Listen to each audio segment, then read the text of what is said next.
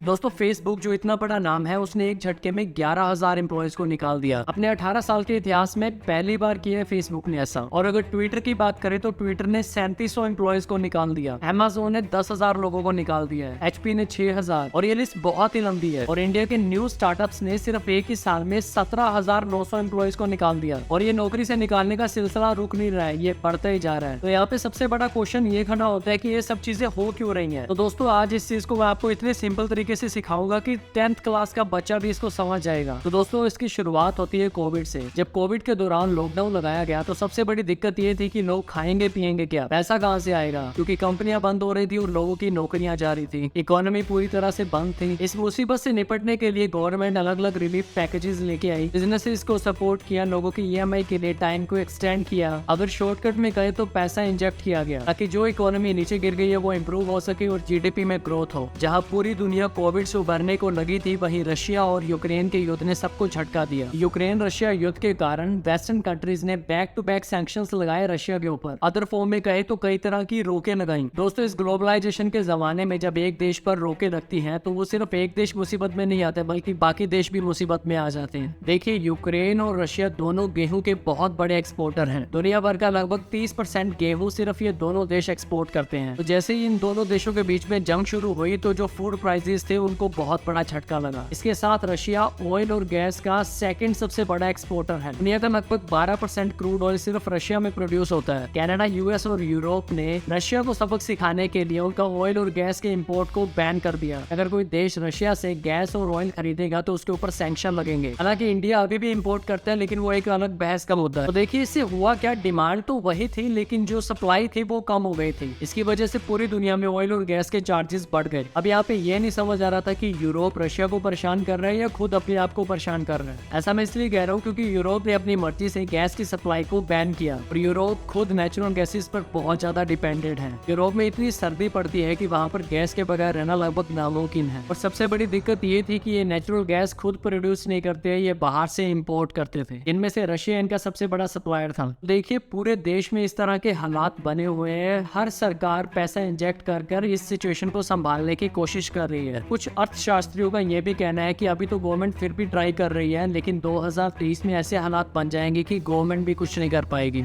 सबसे बड़ा जो इफेक्ट देखने को मिला है वो आईटी सेक्टर पे देखने को मिला है। आज अगर आप ज्यादातर देखोगे तो जितनी भी आईटी कंपनीज है अपने एम्प्लॉयज को ले ऑफ कर रही है। देखिए कोविड के टाइम पे जब हर बिजनेस दिक्कत में था उस समय पर टेक बिजनेस ने बहुत ज्यादा पैसा कमाया।